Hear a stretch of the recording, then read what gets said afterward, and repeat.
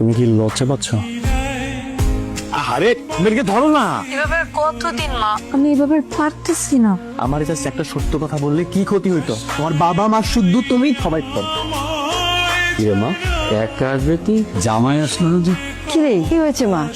এভাবে চুপ করে বসে আছিস, কি হয়েছে খুলে বল। কি হয়েছে বুঝতে পারছো না? তোমার মেয়ের অভিনয় ধরা পড়ে গেছে। আমি কি অভিনেত্রী যে সারা জীবন অভিনয় করে সংসার চালাবো? তুই চিন্তা করিস না মা, তোর শ্বশুর শাশুড়ির সাথে আমরা কথা বলবো। কোন মুখে বলবা বাবা?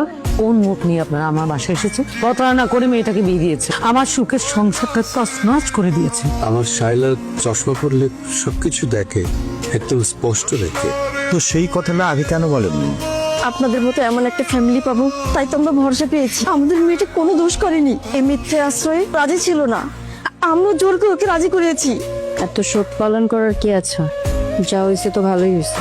এখন তো আর কেউ বলতে পারবে না তোমার মেয়ে অন্ধ, এই জন্য বিয়ে হয় না। বিয়ে হয়েছে, বিয়ে টেকে না, হয়ে গেছে, শেষ। এখন তো আমি খুশি খুশি নিজের সম্মতিতে যে ডিভোর্স দিয়ে চলে আসবো। দিনের পর দিন আমার ইমোশন নিয়ে তোমাদের সাথে শেয়ার করতে পারিনি, বলতে পারিনি, ইটস ওকে ফাইন। বাট আমার সাথে তোমরা খুব ভালো করে জানো আমি আর যাই হোক মিথ্যা কথাটা সহ্য করতে পারি না। আর সে আমার সাথেই। জানলে তুই কি করতি? বন্ধু বান্ধব আত্মীয় স্বজনকে কি জবাব দিতে? হ্যাঁ, আমাদের সাথে এত বড় প্রতারণা করা হয়েছে। ওদের একটা অন্ধ মেয়েকে আমাদের ঘাড়ের ওপর চাপিয়ে দিয়ে গেছে। তারাও খুব একটা মহান কাজ করছিল।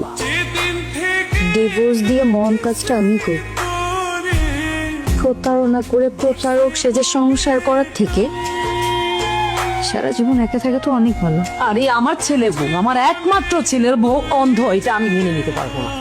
একটা মেয়ে চশমা ছাড়া কিচ্ছু দেখে না, পুরোপুরি অন্ধ, আমার সংসার সামলাবে কেমন করে? না প্লিজ, কারো দুর্বল তুমি উপহাস করো না।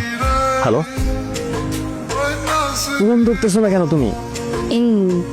ভাল লাগছিল না তাই। বারান্দায় আসো। কোন বারান্দায়? আমি তোমার বারান্দায়। বিশেষ আমরা দেখে যাও আসা।